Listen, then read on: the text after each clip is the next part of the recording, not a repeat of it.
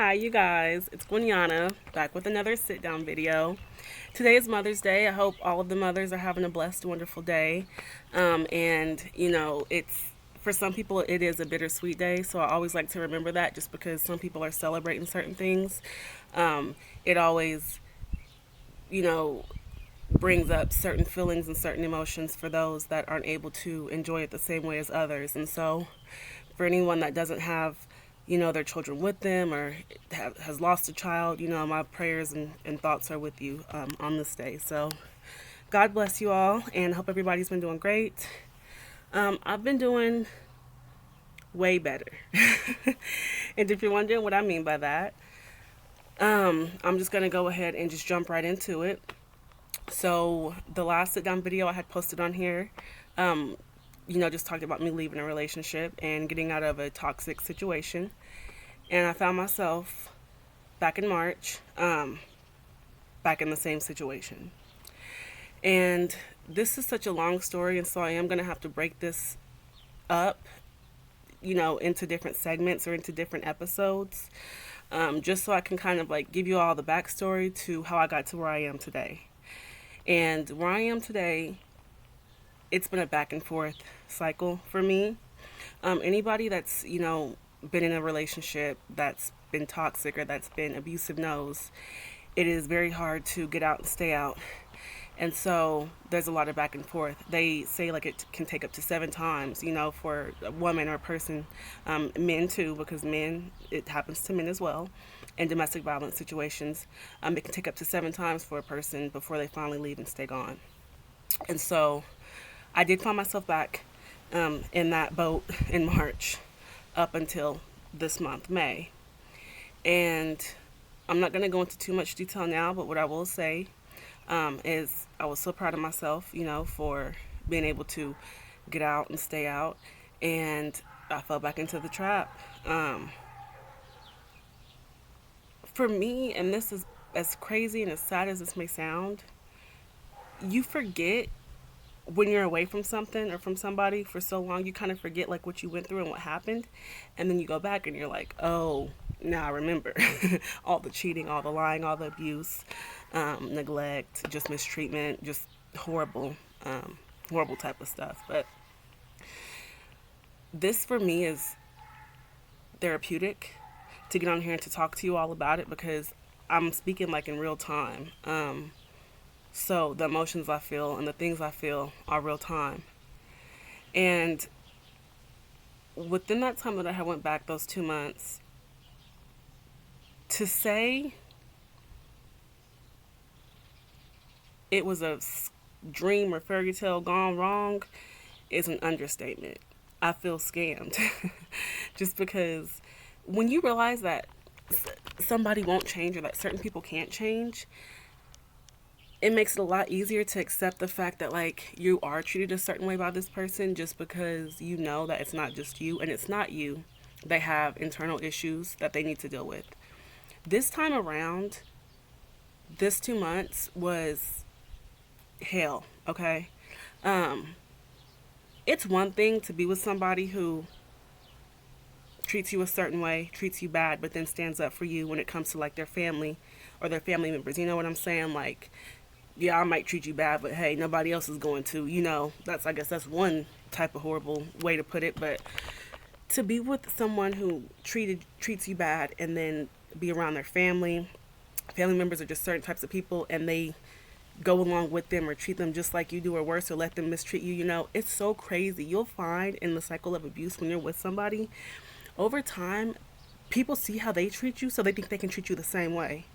And you can't stand up for yourself. You can't try to defend yourself because, well, Lord forbid if you do, the person that's abusing you is going to try to come for you as well. It's like you're being teamed up against by so many abusive people. And what I found too is that a lot of times, anybody that can sit around somebody that is such a horrible person probably ain't the best person either. Or ain't all there. You know what I'm saying? A lot of times that's the case too. Or it's both. They're horrible people who, and I don't want to judge, but this is just usually how it is. Because birds of a feather flock together. They're usually horrible people that don't get treated good themselves, and their mental isn't probably up to par, you know. But it was just the 2 months was just so just dirty and just crazy, and just I'm like, you just over time you realize, like, I don't want this. I don't want to live like this. I don't want to be around this type of environment, or around people that treat me so bad, or nobody stands up for you, or nobody, everybody's like, it's, I wish I was making this stuff up, but I'm not. Okay? And you guys are probably like, well, who is she talking about? Of course I'm talking about the person I was with, yes. But they're the people that enable them. They're enablers. The people that sit there and watch it and don't say anything, don't do anything. The people that sit there and act as if you deserve it. And ooh, y'all, I do have to I'm gonna make a series actually on the types of people that abusers hang out with, or that abusers are connected to, from their parents on down. Um, to It can be siblings, it can be friends, it can be coworkers if they work, it can be just whatever, just their who they surround themselves with. Usually, it's their same type of person. And then I've also learned too that with abusers, usually they have a parent that is in some type of way, whether it's emotionally, mentally, physically, verbally. That they have ways that they're abusive too, even if it's not just in the physical way. So this whole idea of being a victim, no, I'm not a victim anymore, and I'm not gonna sit there and I did this for so long, like, oh, I'm a victim, I'm a victim, I'm a victim. Well, yeah, I'm a victor, and I finally like found it in myself, and I finally accepted the fact that even if you want to be with somebody, or you just wish somebody would change, or you just sometimes you have to accept it for what it is, and know that you deserve more, that you're worth more. A lot of times, people also, I've found, like to see when someone who's looked at a certain way, maybe like in a higher regard than they feel like they are, they like to see other people abused, especially like other women. A lot of women will sit there, and if they feel like you have one up on them in some type of way, they love to see you spit on, or slapped on, or kicked on, or punched on, or whatever. Even if they might want to get one or two in as well. You guys would be surprised. So I'm just gonna make a series actually on just because so much within that the 2 months happened, and there were so many other parties involved that like it blows my mind. Um, but I'm definitely like big on like forgiveness, and I've been praying and praying and praying because I know I can't carry that weight. I don't want anything to do with it. But God does see how you treat His children, and so I would hope that people don't walk around claiming to be Christians, or claiming to love God, and they're watching women and children be treated like crap. You know what I mean? Um, and we can't sit here and say, well, some people's mental ain't the same, or some people weren't raised. No, look, abuse is abuse. So when people see stuff, they know what's going on. You know what I mean? Like, come on. And then it triggers the other party. So then within that 2 months, I'm being triggered every time I look around, or every time something goes down, because I'm like, this doesn't make sense. Like, this isn't okay. So how do you defend yourself? You know what I mean? So I'm just right now, I'm giving you guys real time, real feelings, raw emotions. I'm working through forgiveness and acceptance. And it's easier than I thought it would be. I don't want to say it's hard, because I guess at this point I realize that in order for me to be able to move on with my life, I have to forgive. And I have to, like, be strong enough to say, hey, like, I got the victory. You know what I mean? Like, I'm the one that I got away, so I won. Whoever else has to look at it and deal with it, y'all can deal with that on your own. But it was crazy. I wish I never would have went back, but I did.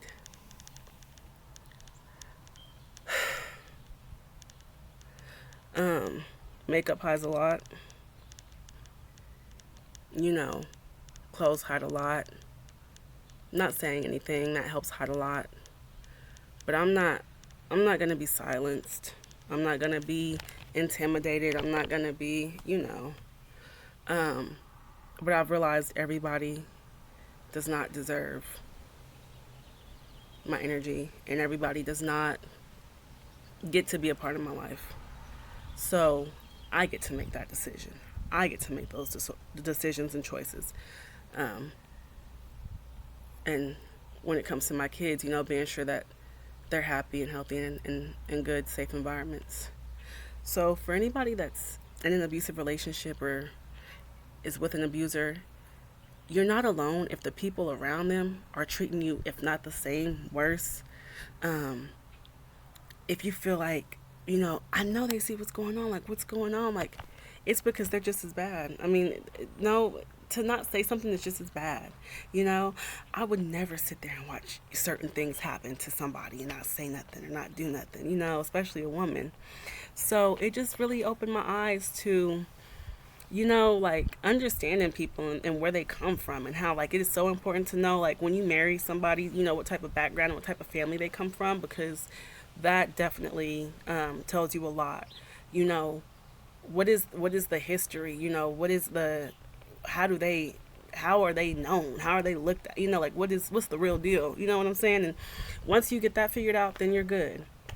But yeah, I'm not gonna be silenced. I'm not gonna be threatened. I'm gonna stand up for myself and not live afraid anymore. I was so afraid for years, literally afraid. I mean, stomach hurting, shaking, scared, not knowing.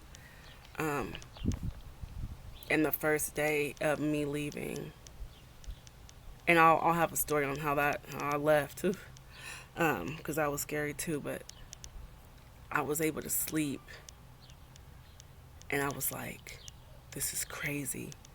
Just being able just to sleep in peace and not being told to do this or told to do that or worried about this or worried about that, or if I say this or if I say that, or are we gonna, just like craziness. Like, it's like I felt like a chicken with my head cut off, just 24/7, just oof, in a daze. And I just thank God for getting me out. And so I hope that over time, as I share my story, I'm gonna break it down for y'all little by little. I'm able to help people, encourage people. I'm on, my own journey with God, and as I always am, um, and just like really working on forgiveness and working on myself, and just wanting to share that and wanting to give it to y'all real. Um, so I love you guys. I'm praying for you guys. Pray for me.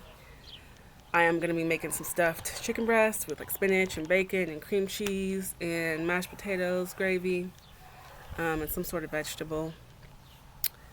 And yeah, it's Mother's Day. So I love you guys. I'm going to try to figure out a way of how I want to, break up the stories. I don't really want to do a story time. I feel like that'd be way too long, because abuse, this is a whole like cycle. It's a cycle, and then getting out of it, it's a whole healing process. It's a journey. And I'm always on a journey. If you know me, you know. So yeah, just be on the lookout. But that's where I've been at, you guys. So if you were like, I hadn't been posting. I used to do shorts all the time. I just stopped. Of course, my phone got broke, but that's a whole nother story. But that was why I had stopped, and then just over time, just not being able to. But I'm back, and I'm back with consistency, and I hope to bring you all some good content, something that's with substance and that can help you and makes a difference. Okay, so I love you guys. I'm praying for you guys. Be blessed, be a blessing, and I'll be talking to y'all later. Mwah. Bye.